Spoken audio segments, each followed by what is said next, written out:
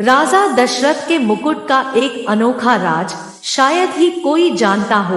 अयोध्या के राजा दशरथ एक बार भ्रमण करते हुए वन की ओर निकले। वहां उनका सामना बाली से हो गया। राजा दशरथ की किसी बात से नाराज हो बाली ने उन्हें युद्ध के लिए चुनौती दी। राजा दशरथ की तीनों रानियों में से कैकी अस्त्र शस्त्र एवं रथ चालन में पारंगत थी।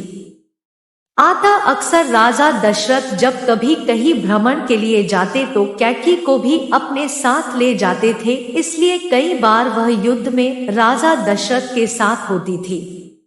जब बाली एवं राजा दशरथ के मध्य भयंकर युद्ध चल रहा था, उस समय संयोगवश रानी कैकी भी उनके साथ थी। युद्ध में बाली राजा दशरथ पर भारी पड़ने लगा। वह इसलिए क्योंकि बाली को यह वरदान प्राप्त था कि उसकी दृष्टि यदि किसी पर भी पड़ जाए तो उसकी आधी शक्ति बाली को प्राप्त हो जाती थी। यह तो निश्चित था कि उन दोनों के युद्ध में हार राजा दशरथ की ही होगी।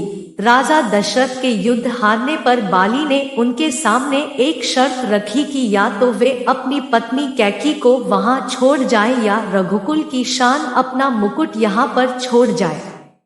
तब राजा दशरथ को अपना मुकुट वहां छोड़ रानी कैकी के साथ वापस अयोध्या लौटना पड़ा।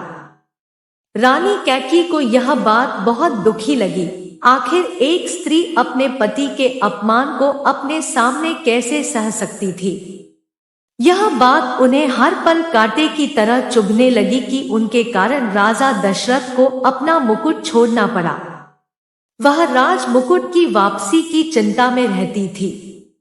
जब श्री राम जी के राजतिलक का समय आया तब दशरथ जी व कैकी को मुकुट को लेकर चर्चा हुई। यह बात तो केवल यही दोनों जानते थे। कैकेयी ने रघुकुल की आन को वापस लाने के लिए श्री राम के वनवास का कलंक अपने ऊपर ले लिया और श्री राम को वन भिजवाया।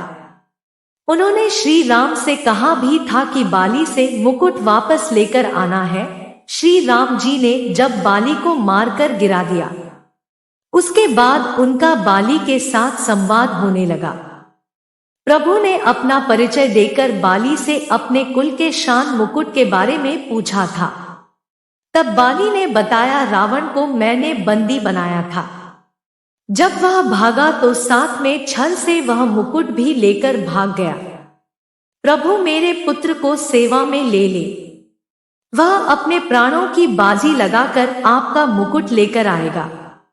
जब अंगद श्री राम जी के दूत बनकर रावण की सभा में गए, वहां उन्होंने सभा में अपने पैर जमा दिए और उपस्थित वीरों को अपना पैर हिलाकर दिखाने की चुनौती दे दी। रावण के महल के सभी योद्धा ने अपनी पूरी ताकत अंगद के पैर को हिलाने में लगाई, परंतु कोई भी योद्धा सफल नहीं हो पाया। जब रावण के सभा के सारे योद्धा अंगद के पैर को हिला न पाए तो स्वयं रावण अंगद के पास पहुंचा और उसके पैर को हिलाने के लिए जैसे ही झुका, उसके सर से वह मुकुट गिर गया। अंगद वह मुकुट लेकर वापस श्री राम के पास चले आए।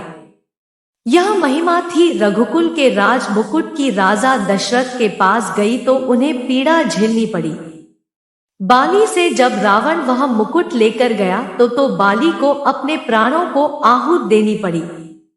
इसके बाद जब अंगद रावण से वह मुकुट लेकर गया तो रावण के भी प्राण गए, तथा कैकी के कारण ही रघुकुल के लाज बच सकी। यदि कैकी श्री राम को वनवास नहीं भेजती तो रघुकुल सम्मान वापस नहीं लौट पाता।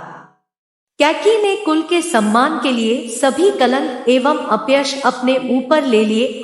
श्री राम अपनी माताओं सबसे ज्यादा प्रेम कैकी को करते थे। जय श्री राम।